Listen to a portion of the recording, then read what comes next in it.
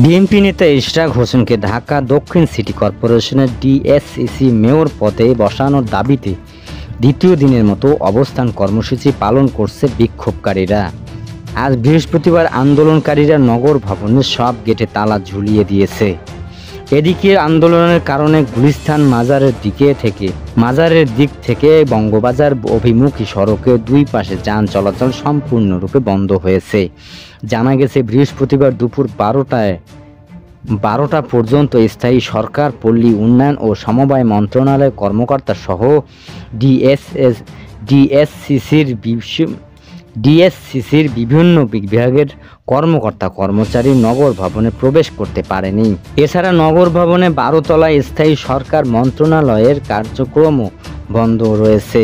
তালা দেওয়ার সংবাদ পেয়ে উপদেষ্টা আসিফ মাহমুদ সজীব ভুঁইয়া অফিসে যাননি বলে জানা গেছে। আরও জানা গেছে, বৃহস্পতিবার সকাল থেকেই ঢাকার সাধারণ ভোটারদের আয়োজনে নগর ভবন অবরোধ আয়োজনে নগরবাসী ব্যানার নিয়ে বিভিন্ন ওয়ার্ড থেকে মিছিলসহ নগর ভবনের সামনে জড়ো হন আন্দোলনকারীরা। নগর ভবনের মূল ফটক, আশেপাশের রাস্তা ও প্রবেশের পথে অবস্থান নেওয়ার কারণে এলাকার তীব্র যানজটের সৃষ্টি হয়েছে। অবস্থান কর্মসূচিতে অংশগ্রহণকারীরা বলেন, ইশরাককে শপথ নিয়ে নানা টালবাহানা চলছে। আদালতের রায় ও নির্বাচন কমিশনের প্রকাশের পরও জনতার মেয়র ইশরাককে দায়িত্ব বুঝিয়ে দেওয়া হচ্ছে না।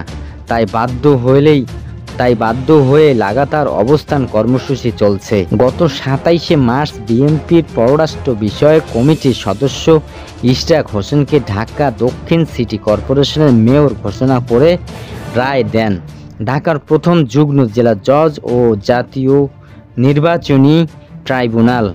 আদালতের রায়ের পরিপ্রেক্ষিতে ইশরাককে ঢাকা দক্ষিণ সিটি কর্পোরেশনের মেয়র ঘোষণা করে গত 27শে এপ্রিল গেজেট প্রকাশ করে নির্বাচন কমিশন ইসি। কিন্তু এখন পর্যন্ত ইশরাকের শপথ গ্রহণের ব্যবস্থা নেওয়া হয়নি।